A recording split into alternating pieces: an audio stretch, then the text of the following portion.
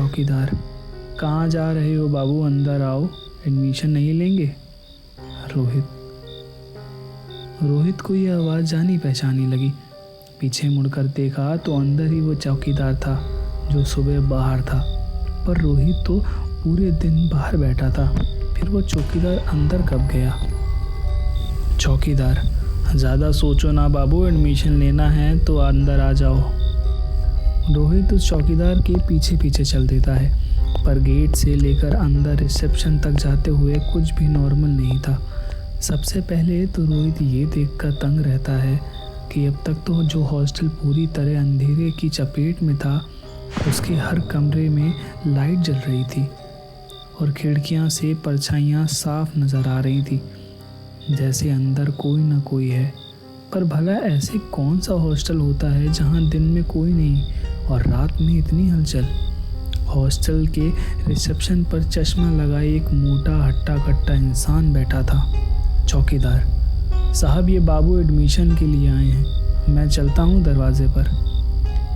Reception पर बैठे उस आदमी ने बिना कुछ कहे एक फॉर्म और रूम नंबर 307 की चाबी आगे बढ़ा दी, और रोहित कुछ पूछने को हुआ ही था, उस आदमी ने उंगली से दूसरी तरफ इशारा किया जहां रोल बोर्ड लगा हुआ था।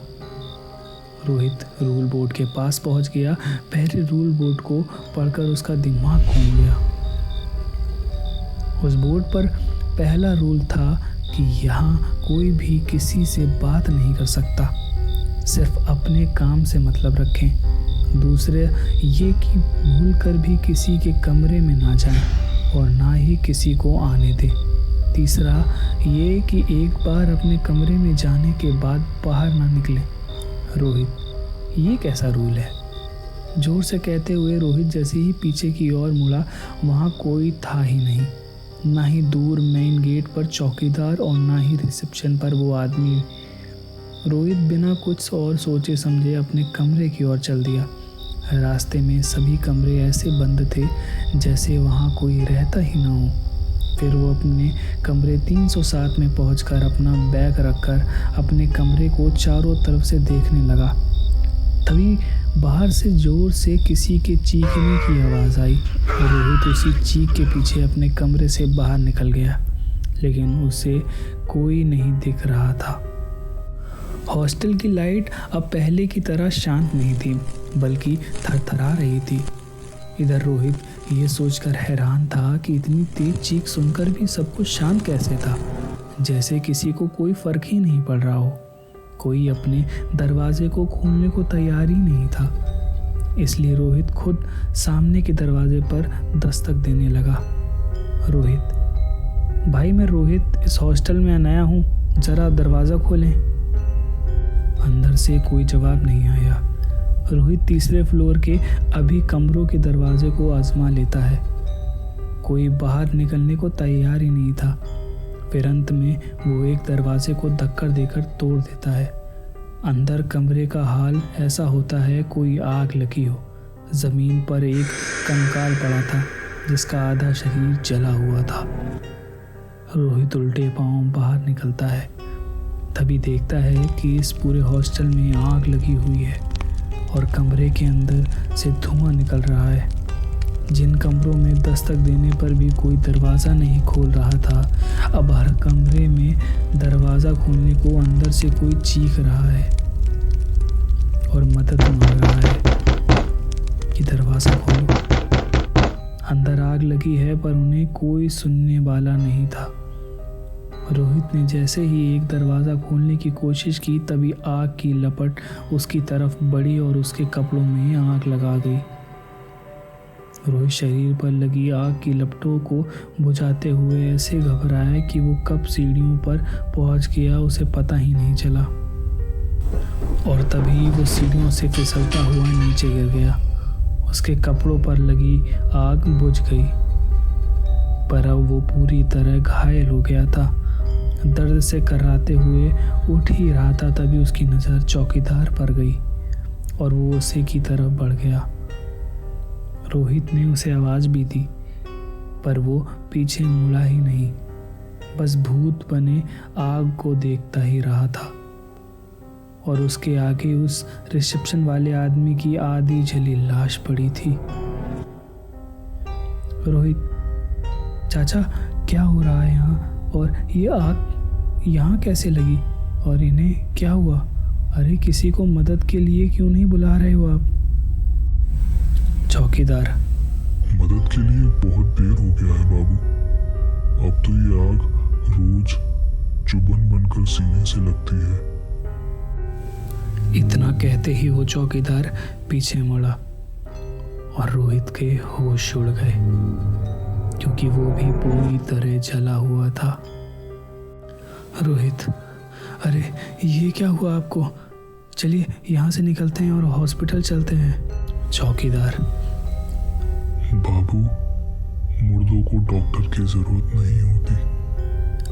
रोहित, मतलब? चौकीदार, मतलब जानना है बाबू तो ये देखिए फिर। इतना कहते ही चौकीदार रोहित को गिरेबान से पकड़कर उसे सबसे कॉरिडोर की सबसे आखिर दीवार पर सटा देता है और फिर बाहर कमरे से लाश किसी ज़ॉम्बी की तरह बाहर निकलने लगती है। धीरे धीरे रोहित की ओर बढ़ने लगती, पर रोहित दीवार में ऐसे चिपक गया कि हिल भी नहीं पा रहा था। रोहित, क्यों कर रहे हो तुम मेरे साथ ऐसा? क्या बिगाड़ा है मैंने तुम लोगों का?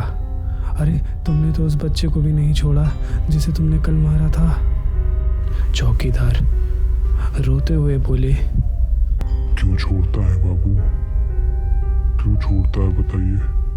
जब हम लोगों को जिंदा जलाकर मारने वाला एक बच्चा ही है। बात दरअसल करीब 6 साल पहले की है, जब इस इलाके में सिर्फ एक ही हॉस्टल था, विक्टोरिया हॉस्टल। काफ़ी नाम था इस हॉस्टल का, जिसे देखते हुए किसी और ने भी यहाँ एक नया हॉस्टल खोला, जिसका नाम भी विक्टोरिया हॉस्टल रख लिया।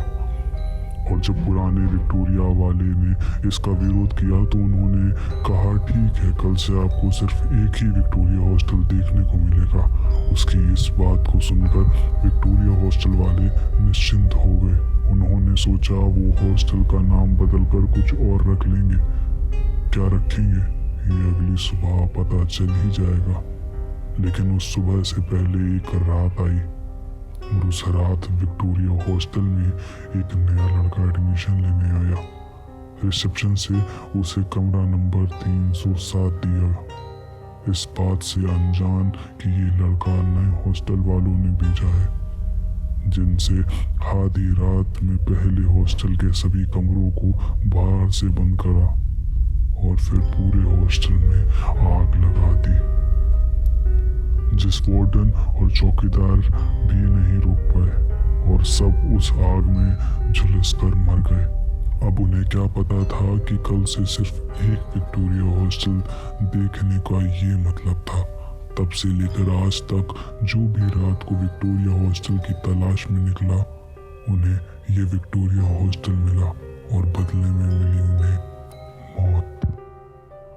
क्योंकि विक्टोरिया हॉस्टल में जिसने आग लगाई वो तो बच निकला, इसलिए जो भी रात को यहाँ आता है वही विक्टोरिया हॉस्टल में मरे सभी लोगों की नजरों में वो ही उनका हत्यारा बन जाता है। ऐसे में इंस्पेक्टर रोहित का क्या हुआ होगा ये बताने की ज़रूरत तो नहीं है ना? अगर मेरी ये कहानी आपको पसंद आई हो तो कमेंट शेयर ज़रूर करें।